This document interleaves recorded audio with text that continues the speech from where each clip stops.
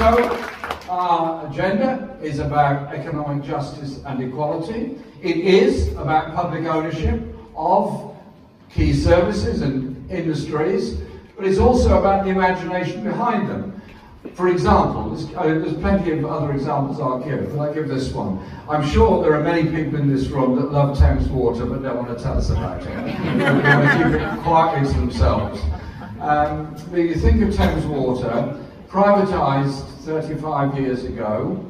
Since that time, since the privatisation of the entire industry, £72 billion has been taken out of the industry and paid in dividends, executive pay and bonuses. Shame! £72 billion. And then they have the temerity to write to us to say they're really sorry the water bills are going up, but they've got to deal with the problem of leaks. Well, hang on a minute, if you don't maintain a pipe, it rusts, and you end up with a leak. It's pretty obvious to me. And then, when you run the service so badly, that come storm time, you are incapable of coping with it. You then pour raw sewage into the Thames and every other river, and raw sewage into the sea. Not just once, not just twice, but 300,000 times last year across the whole country.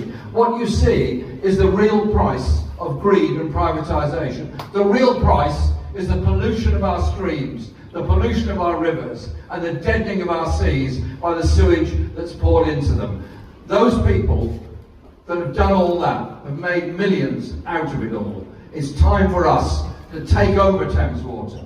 And when I challenged the Secretary of State for this, Steve Reed, an MP from not so very far away from here, he told me, he said, it's all a great shame. It really is a terrible shame about these leaks, a terrible shame about this pollution, and a terrible shame about the management of Thames Water. I thought, okay, well, I can go along with that. But what comes next? He said, and we're going to bring in better regulation. We've had 35 years of regulation. And where's it led to with all this pollution? And so I said, well, really, the only answer is to take it into public ownership so that the entire company is then accountable to the public.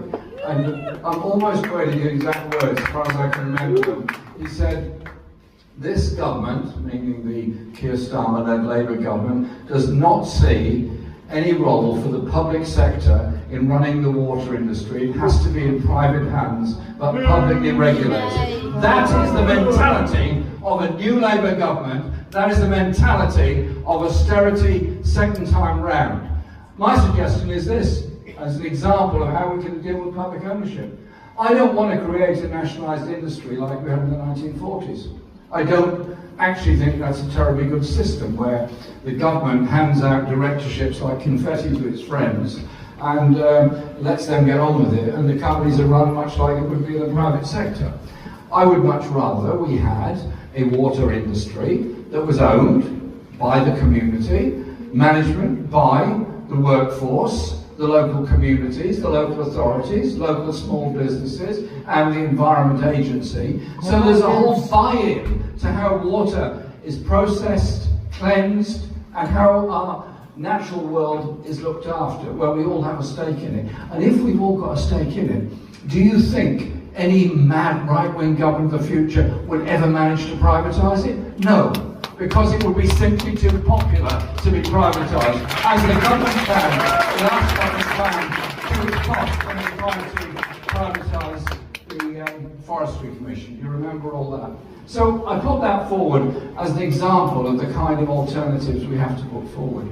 But we also have to look